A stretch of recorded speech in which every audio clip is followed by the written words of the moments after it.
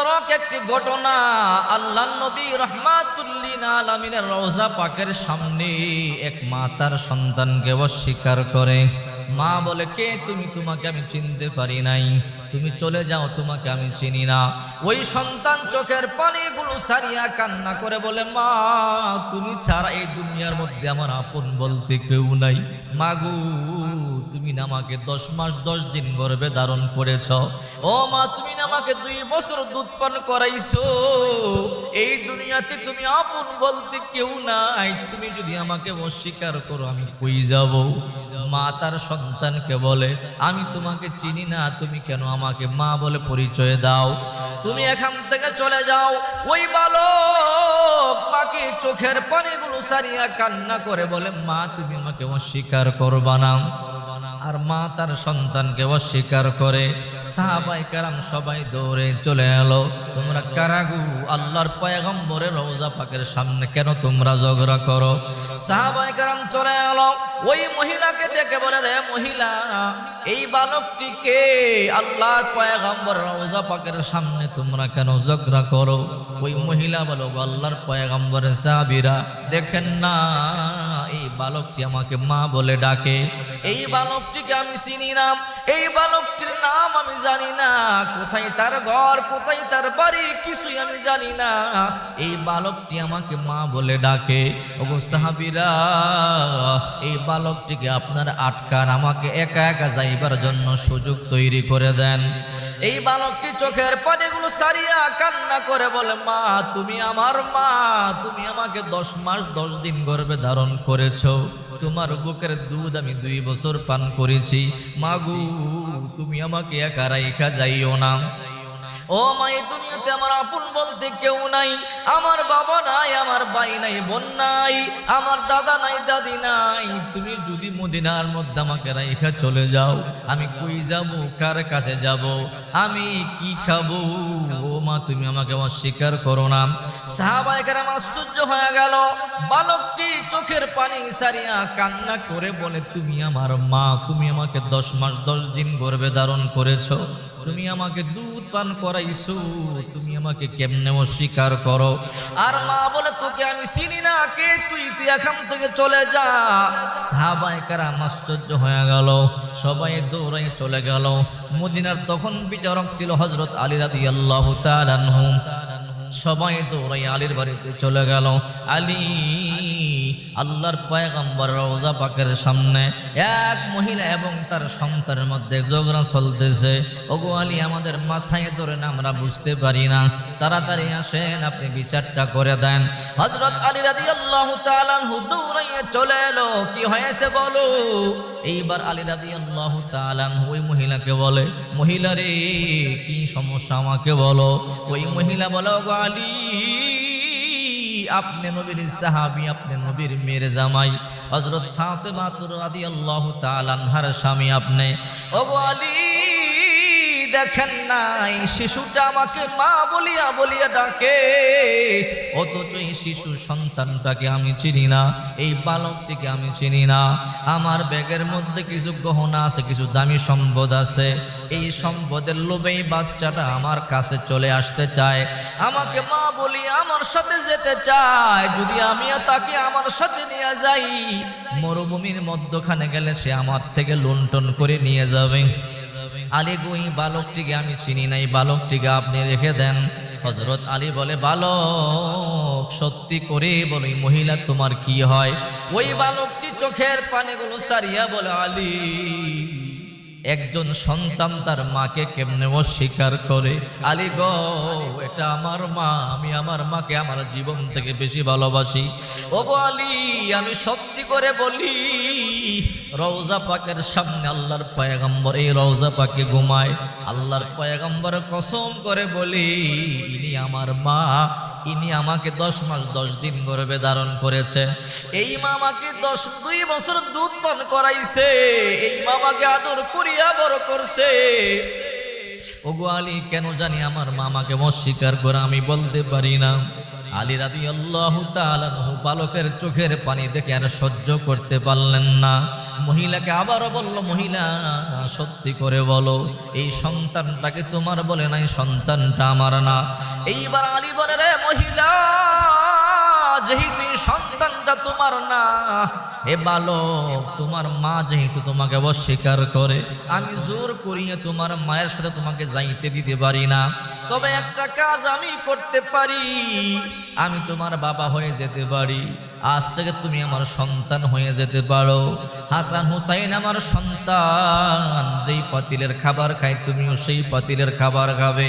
হাসান হুসাইন যেটাই ঘুমায় তুমিও সেটাই ঘুমাবে। হাসান হুসাইন যেদিন না খায় থাকবে তুমিও না খায় থাকবা। হাসান হুসাইন যদি খায় তুমিও খাইবা। চলো তুমি আমার বাড়িতে চলো, আমি তোমার পিতা হয়ে গেলাম। সন্তানটা এবার আলীকে বলো, গো আলী, আপনি না নবীর সাহাবী, আপনি কোনোদিন মিথ্যা কথা বলতে পারেন না। আলী বলে, হ্যাঁ আমি মিথ্যা কথা বলতে পারি না। ওগো আলী, আপনি যদি আমার বাবা হয়ে যান, জান্নাতের যুবকদের সর্দার হাসান হুসাইন আমার ভাই হয়ে যায়। আল হাসান ওয়াল হুসাইন সাইয়্যিদা শাবাবি আহলিল জান্নাহ। আলী বলে, হ্যাঁ হাসান হুসাইন তোমার ভাই হয়ে যায়। এইবার বালকটি বলো, গো আলী, আপনি যদি আমার বাবা হয়ে যান, খাতুনে জান্নাত ফাতেমা, যার ব্যাপারে আল্লাহর পয়গম্বর বলেছেন ফাতেমাতু সাইয়্যিদাতু নিসাই আহলিল জান্নাহ, ফাতেমা জান্নাতের মুনিদের সর্দারিনী। বলে, হ্যাঁ ওই ফাতেমা আমার মা হয়ে যায়। আলী বলে, হ্যাঁ ফাতেমা তোমার মা হয়ে যায়। ওগো আলী, হাসান হুসাইন যদি আমার ভাই হয়, ফাতেমা রাদিয়াল্লাহু তাআলা আনহা যদি আমার মা হয়, খাদিজাতুল কুবরা রাদিয়াল্লাহু তাআলা আনহা কিন্তু আমার নানি হয়। আলী বলে, হ্যাঁ খাদিজাতুল কুবরা তোমার নানি হয়। ওগো আলী, খাদিজাতুল কুবরা যদি আমার নানি হয়, রহমাতুল লিল আলামিন বিশ্ব নবী মুহাম্মদুর রাসূলুল্লাহ কিন্তু আমার নানা হয়। আলী বলে, হ্যাঁ মুহাম্মদুর রাসূলুল্লাহ তোমার নানা হয়। এইবার বালকটি বলো, গো আলী, যদি আল্লাহর পয়গম্বর রহমাতুল লিল আমার নানা হয়, এমন একটা মা নয়, এমন হাজারো মা যদি আমাকে অস্বীকার করে, আমার চিন্তা নাই, আমার ভয় নাই। আমি আমার নানা রহমাতুল লিল আলামিন হাত ধরে আল্লাহর জান্নাতের মধ্যে ঢুইকা যাব। ওগো আলী, আমার কোনো ভয় নাই, চিন্তা নাই। আমি মা অস্বীকার করলো, আমার চিন্তা নাই, আমি আপনার ঘরে চলে যাব। হযরত আলী রাদিয়াল্লাহু তাআলা আনহু বালকটির কথা শুনে খুশি হয়ে গেলেন। বালকটিকে নিয়ে বাড়ির দিকে রওনা করলেন। হঠাৎ করে ওই মহিলা আলীর সামনে চলে এলো। আলী গো, এই বালকটা আপনার ঘরের সদস্য হয়ে গেল, নবী পরিবারের সদস্য হয়ে গেল। আপনি কি পারেন না আমাকে আপনার পরিবারের সদস্য বানাইতে? আলী বলে, না সম্ভব না। বলে, কেন সম্ভব না? আমার এই সন্তানটাকে আপনার পরিবারের সদস্য বানাইলেন, আমাকেও আপনার পরিবারের সদস্য বানায় নাও। আলী বলে, মহিলা রে, আমার কোনো সুযোগ নাই, তবে একটা সুযোগ আছে, তুমি রাজি হইলে তাহলে বলতে পারো। বলে, কি সুযোগ? এই যে বালকটাকে আমি আমার সন্তান বানাইয়া নিলাম, এই বালকটাকে আমি বিবাহ করাবো। যদি তুমি তার বউ হও, তাহলে আমার পুত্রবধূ হইয়া আমার বাড়িতে যাইতে পারো। এইবার মহিলা বলো, আলী কেমন কথা বললেন? একজন মা কি তার সন্তানকে বিবাহ করতে পারে? যেই মা তার সন্তানকে 10 মাস 10 দিন গর্ভে ধারণ করেছে, যেই মা তার সন্তানকে প্রসব করেছে, যেই মা 2 বছর দুধ পান করাইছে, ওই মা তার সন্তানকে কেমনে বিবাহ করে? আলী বলে, মহিলা রে, এবার বুঝলাম, এই সন্তানটা তোমার সন্তান। কিছুক্ষণ পূর্বে তুমি তোমার সন্তানকে কেন অস্বীকার করলা? মহিলা এবার চোখের পানি সারিয়া বলে, আলী, এই দুনিয়াতে সন্তানটা ছাড়া আমার আপন বলতে কেউ নাই। আমি আমার সন্তানটাকে আমার জীবন থেকে বেশি ভালোবাসি। আলী গো, আমার সন্তানটা জন্মের পরে পরেই তার বাবা দুনিয়া থেকে ইন্তেকাল করে। ওগো আলী, এই দুনিয়াতে আমার আপন বলতে কেউ নাই। আমি আমার সন্তানটাকে কোলে পিঠে করে মানুষ করেছি। এই সন্তানটার দিকে তাকাইয়া দ্বিতীয় বিবাহ পর্যন্ত আমি করি নাই। আমার জীবন যৌবন সব বিসর্জন দিলাম।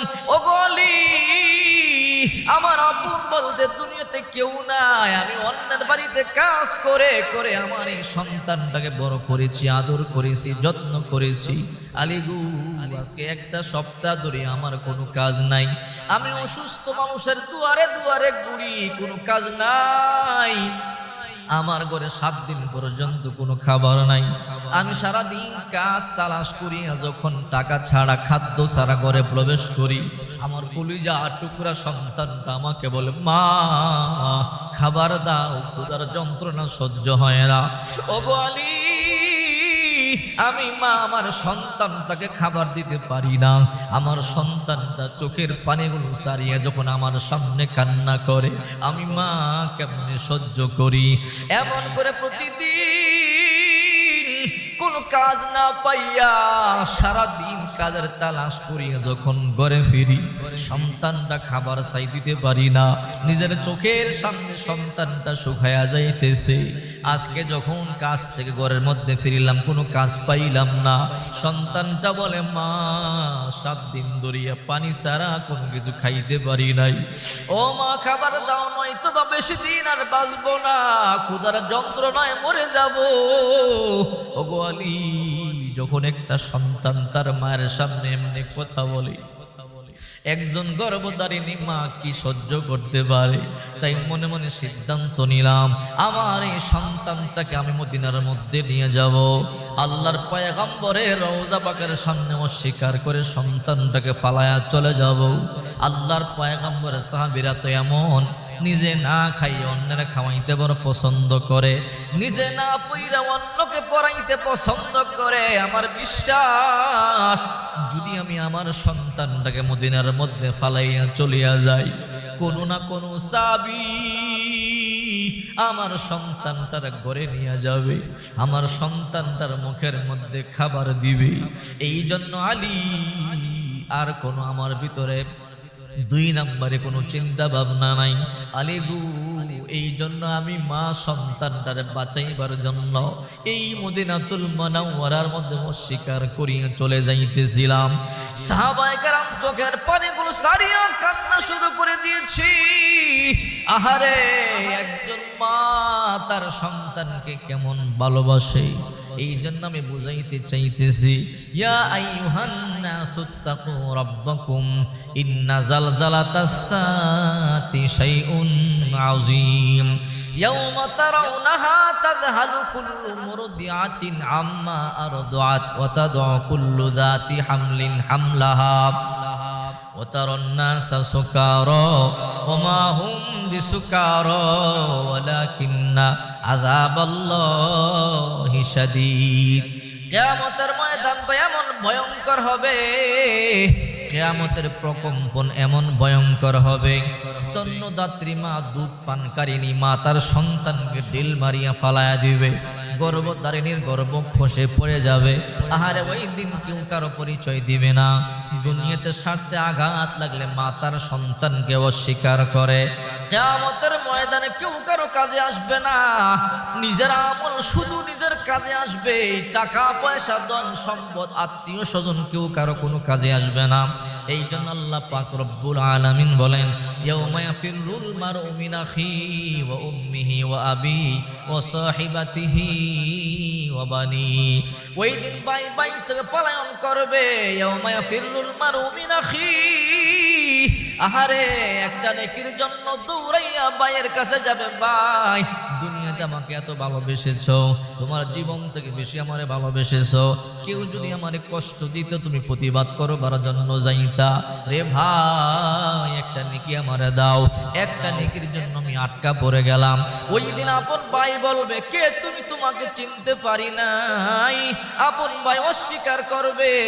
ইয়াউমা ইয়াফিরুল মারউ মিন আখি, ওই দিন ভাই ভাই থেকে পলায়ন করবে। ও উম্মিহি মায়ের কাছ থেকে পলায়ন করবে। একটা নেকির জন্য মায়ের কাছে যাবে, যেই মা তার সন্তানকে জীবন থেকে বেশি ভালোবাসে, যেই মা তার সন্তানকে জীবন বাজি রেখে জন্ম দিয়েছে, যেই মা 10 মাস 10 দিন গর্ভে ধারণ করেছে, যেই মা 2 বছর দুধ পান করাইছে, যেই মা সন্তানকে জীবন থেকে বেশি ভালোবাসে, কিয়ামতের ময়দানটা এমন ভয়ঙ্কর হবে, ওই দিন মা বলবে, কে তুমি? তোমাকে চিনতে পারি নাই। একটা নেকির জন্য যাবে, মা সন্তানকে অস্বীকার করবে। ও আবি বাবার কাছ থেকে পলায়ন করবে, নেকির জন্য বাবার কাছে যাবে। বাবা, সারা জনম বড় বড় কষ্ট করে আমাদেরকে বড় করেছো, লালন পালন করেছো, একটা নেকি তুমি আমারে দাও। ও বাবা, নিজে না খাই আমাদেরকে খাওয়াইছো, একটা ভালো কাপড় পর্যন্ত তুমি পরিধান করো নাই।